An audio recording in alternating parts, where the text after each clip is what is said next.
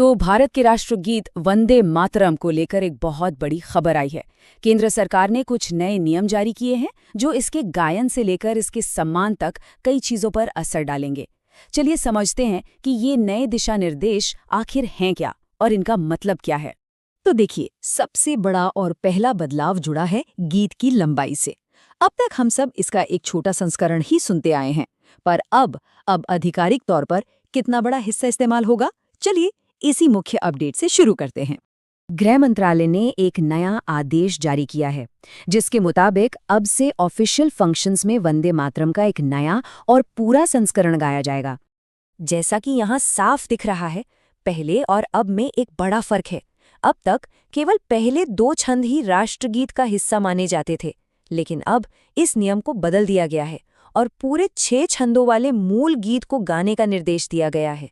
जी हाँ, पूरे 6 छंद। बंकिम चंद्र चटर्जी ने जो मूल गीत लिखा था उसमें 6 छंद हैं और अब ये सभी के सभी आधिकारिक तौर पर गाए जाएंगे। ये एक तरह से गीत को उसके पूर्ण और मूल स्वरूप में सम्मान देने की कोशिश है। और इसका सीधा सीधा असर पड़ता है गाने की लंबाई पर।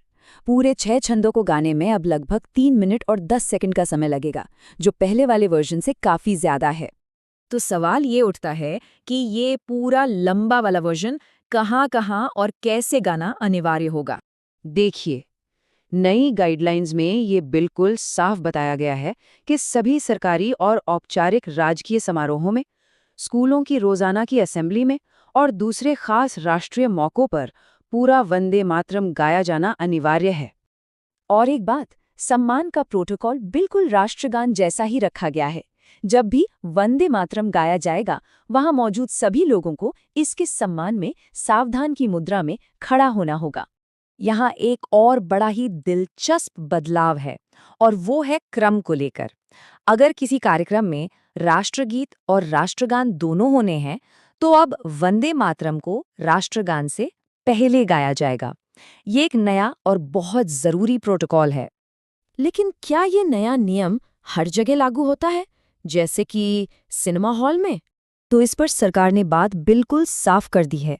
राष्ट्रगान को लेकर सिनेमा हॉल में जो बहस चली थी, उससे अलग वंदे मातरम के ये नए नियम सिनेमा हॉल पर लागू नहीं होंगे। और ये छूट इसलिए दी गई है ताकि अगर गीत किसी फिल्म, डॉक्यूमेंट्री या न्यूज़ का हिस्सा हो तो देखने वालों के बीच कोई कंफ्यूजन या अव्यवस्था ना हो। अब आता है सबसे जरूरी सवाल, अगर कोई इन नियमों को नहीं मानता है तो क्या होगा? क्या इसके लिए कोई कानूनी कार्रवाई भी हो सकती है? तो इसका सीधा से जवाब है हाँ। सरकार ने इन नए नियमों को राष्ट्रीय सम्मान से जुड़े जो मौजूदा कानून हैं, उन्हीं के दायरे में ला दिया है। और इसके लिए कानूनी आधार है 1971 का prevention of insults to national honour act, यानी कि राष्ट्रीय गौरव अपमान निवारण अधिनियम। मतलब साफ है, अगर कोई किसी ऑफिशियल फंक्शन में जानबूझकर वंदे मातरम के गायन में रुकावट डालता है या इसका अपमान करता है, तो उस पर राष्ट्रीय सम्मान कानून के तहत कार्रवाई हो सकती है, जिसमें जुर्माना और यहाँ तक कि जेल दोनों का प्रावधान है। अब सवाल ये है कि ये सब अभी क्यों हो रहा है? इसका जवाब इस गीत के शानदार इतिहास और एक बहुत खास मौके से जुड़ा है। दरअसल ये नए दिशा निर्देश गीत की रचना के 150 साल पूरे होने के खास मौके पर जारी किए गए हैं। सरकार का कहना है कि ये कदम गीत के पूरे वर्जन को लोकप्रिय बनाने और इसे उसके असली रूप में सम्मान देने के लिए उठाया गया है। तो चलिए इन सभी बदलावों की जो सबसे जरूरी बातें हैं, उन्हें एक बार फटाफट देख लेते हैं। पहली बात, आज से पूरा 6 छंदों वाला वंदे मातरम गाया जाएगा।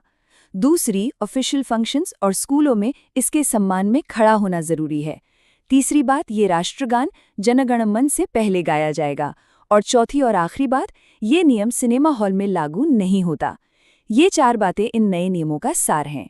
और आखिर में ये पूरा बदलाव हमें एक जरूरी सवाल पर लाकर छोड़ता है कि आज के दौर में राष्ट्रीय प्रतीकों का हमारे लिए क्या महत्व है और उनके सम्मान को लेकर जो नियम बनाए जाते हैं, उन्हें हम किस तरह देखते हैं।